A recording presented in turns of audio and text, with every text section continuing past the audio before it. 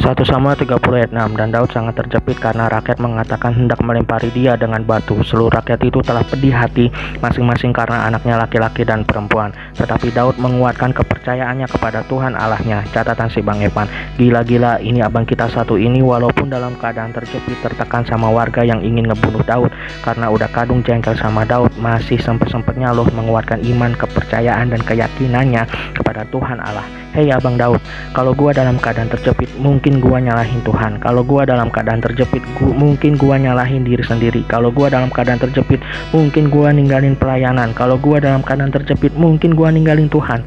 Ngapain percaya Tuhan? Mana sampai sekarang gua belum sembuh-sembuh? Mana sampai sekarang gua masih aja kena masalah pergumulan? Lo tahu nggak gua udah mau mati nih sama kayak lo. Nggak ada orang yang suka sama gua. Mereka ninggalin gua, mungkin membiarkan hidup gua mati. Kan sama kan kayak lo lo mau dibunuh, semua rakyat lo pada ninggalin lo. Rakyat lo udah kadung benci dan pedih hatinya gara-gara lo. Apalagi istri lo ditangkap sama musuh lo. Noh, lihat noh gimana guys, bagaimana terhimpitnya dan terjepitnya keadaan Daud saat itu. Tidak ada ruang dan kepercayaan lagi dari siapapun kepada Daud. Dan gua harus akui sama lo dan gua mau contoh kayak lo lo masih memiliki ruang dan kepercayaan dari Tuhan Allah yang lo sembah. Lo bisa memunculkan kekuatan iman lo, percaya lo kepada Tuhan tanpa dibantu oleh pendeta kek, majelis kek, sama siapa kek, nggak ada, hanya diri lo sendiri. Daud masih yakin dan percaya jika Tuhan Allah Yesus Kristus selalu mempercayai si Daud. Dan Daud selalu percaya pasti Tuhan Allah Yesus Kristus pasti menolongnya. Buktinya ketika Daud sujud menyembah kepada Tuhan, Tuhan Allah Yesus Kristus saat itu juga memberikan jawaban dan menolong Daud. Apalagi Tuhan bekerja bukan hanya menolong Daud saja, namun kepada orang-orang yang telah membenci Daud. Wow, seharusnya Daud bisa aja nggak mau nolongin orang-orang yang telah makan hati sama dia. Daud nolongin dan selamatin istri-istrinya yang ditangkap sama musuh.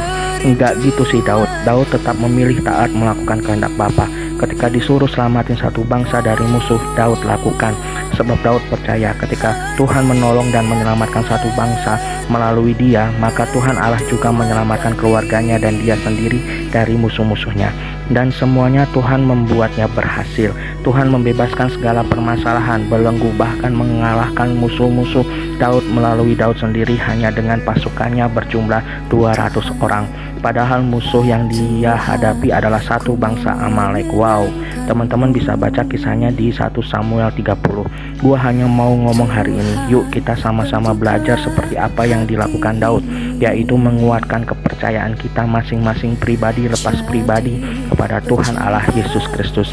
Apapun dan walaupun kondisi kita sedang terhimpit oleh keadaan, pergumulan, sakit, dan lain-lain, percayalah seperti Daud percaya kepada Tuhan Allah Yesus Kristus.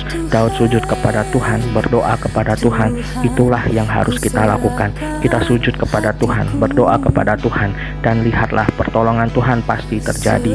Jika Tuhan Allah Yesus Kristus sanggup menolong Daud, maka Tuhan Allah Yesus Kristus yang sama juga pasti menolong kita. Haleluya, amin.